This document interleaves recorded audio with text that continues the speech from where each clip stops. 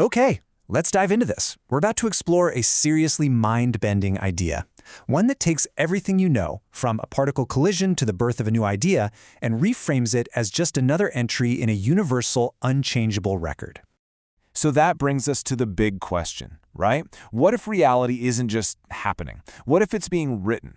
I want you to imagine for a second this giant cosmic ledger where every single interaction is permanently recorded, creating this unbreakable chain of cause and effect. Now, I know what you're thinking. This sounds like pure science fiction, but let's ground it for a second.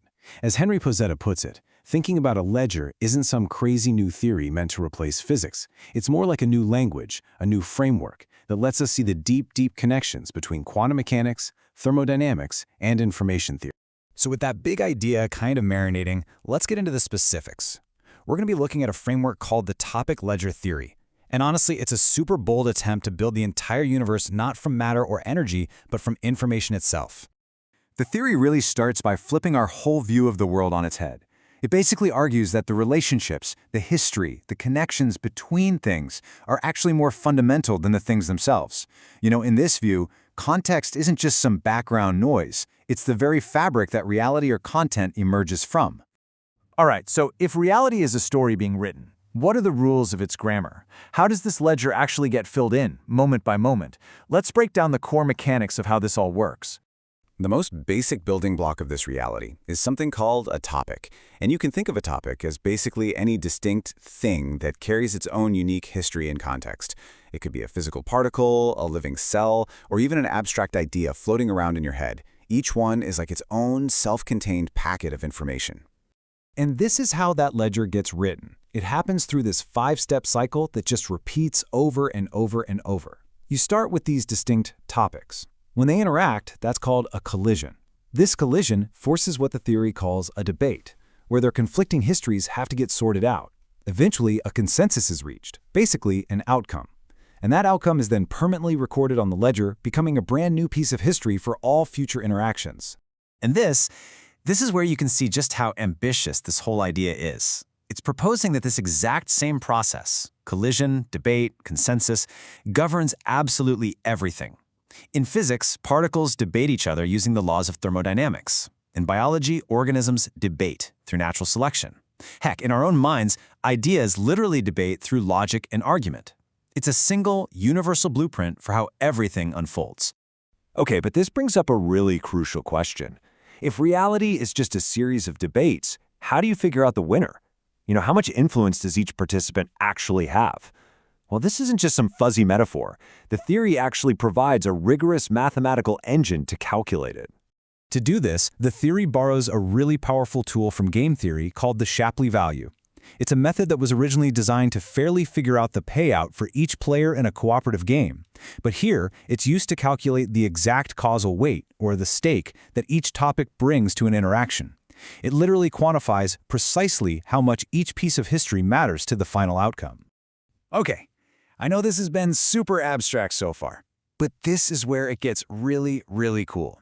We can actually simulate this whole process on a quantum computer and get visual mathematical proof that an object's history isn't just stored, it has a measurable effect on its present. So, why a quantum computer? Well, it turns out that the way a quantum circuit works is basically a perfect mirror of the ledger. Information flows in only one direction, from past to future. And every event builds on the ones that came before it. You can't go back and change things. This one-way street of cause and effect is the exact structure you need to model a growing, unchangeable history. So this diagram shows the circuit we used. Now don't worry about all the little gates and lines. The important thing to understand is what it lets us do. We're going to run 2 experiments. In the first one, we'll create a topic out of thin air with absolutely no past. In the second, we'll build that same topic step by step, letting its history of interactions become physically entangled with its present state. And whoa, the results are just dramatic. On the left, you see the topic created with no history. On the right, the one that remembers its past. You absolutely do not need to be a physicist to see that something is fundamentally different between these two. So what are we really looking at here? Well, the topic with no history, on the left, is in a simple, pure state. It has one single, well-defined reality. But the one with a history, that's completely different. Its reality is, for lack of a better word, smeared across tons of possible outcomes. And that messiness, that's not random noise. That is a holographic trace. It means the information of its entire past is encoded right there in its present structure. And we can actually put a number on this difference. We can measure the amount of this stored history using a tool called von Neumann entropy. The easiest way to think about it is as a measure of complexity or mixed-upness. A simple clean state with no memory has an entropy of 0. A complex state, all entangled with its own past, is going to have a high entropy score. And for the state that we built up over time, the one with a real causal history, the simulation spits out an entropy of 0.8083.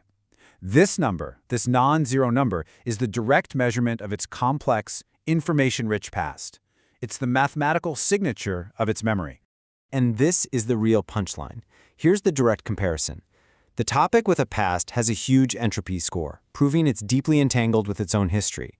The topic we created from nothing, it has an entropy of 0. It is a pure, memoryless state. The simulation worked. It successfully captured and measured causal memory. Full stop. Okay, let's zoom out for a minute. This idea of an information-based ledger is super powerful. But is it just some isolated theory, a one-off? Or does this concept maybe pop up elsewhere in theoretical physics? Let's see how this all connects to a much bigger picture. What's so fascinating is that this isn't the only game in town proposing a cosmic ledger. There's another one, called QD field theory, that has a ledger at its core too. But it sees it from the complete opposite direction. In the theory we've been talking about, the ledger emerges from the bottom up. It's the result of the story. But in this other theory, the ledger is fundamental. It's top-down. It's the foundation the story gets written on. And in Dowdy's massive cosmic architecture, this ledger isn't just some minor feature. It is absolutely essential. It's the universal recorder that makes sure no information is ever lost, not even in a black hole.